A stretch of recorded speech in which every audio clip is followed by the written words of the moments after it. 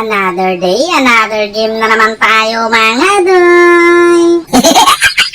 Grabe ba, nang balagbag na kaagad yung MM nila dito sa pagkakataon na to mga doy. 1 minute pa lang yan.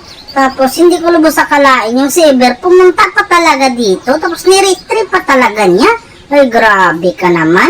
Pang level 4 ko naman sana yun, mapanglamang.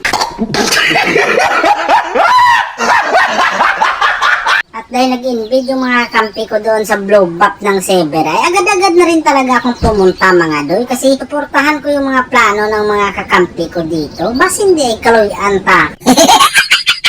Dito, hindi ko talaga ni-retry yan kasi may pagong mga doy kaya ang nakakuha doon, yung lapu-lapu yung tao namin. Pero okay lang yun, at least yung lapu-lapu yung nakakuha namin doon. Tapos dito mga doy, pinili ko talaga yung kadita ditong bigwasan sana. Kaya yung flicker niya lumagutok eh. Tapos dito, tamang tago na lang talaga ko muna sa tanglad. Kasi alam ko talaga sa sarili ko, nasa kabilang side yung kadita. Ang tagal niyang lumabas. Kaya ako na lang unang lumabas mga doy. Kita nyo naman dito road, di ba? Hindi nagsisinungaling yung ebidensya. Ako pa. Dahil lagi yung taong binalagbag yung mga kampi ko doon sa Gold Lane, napasabi talaga yung Granger namin na GG na daw. Sus Mariusip, grabe ka naman Granger. 5 minuto pa lang yung bakbakan, gusto mo nang sumubo? Ay sumuko pala? Dahil hindi na talaga ako nakatiis dito sa MM ng kalaban mga doy. Pinuntahan ko na lang talaga diretso agad-agad dito. Kaya lang, ang bilis talaga. Lumagutok agad yung flicker niya. At dahil dyan mga doy, meaning to say, ibig sabihin, wala nang flicker yan talaga. Tapos yung room nila dito, nabigyan ko pa talaga mga doy.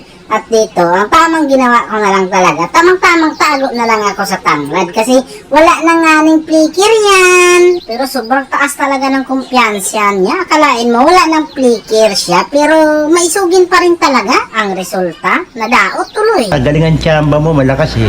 Sorry. Dito, napakaganda ng talo ng gaotot madoy. Tapos yung kadita, lumundag din sa akin. Kaya lang, yung lundag niya, yung dekorasyon lang yung taon talaga.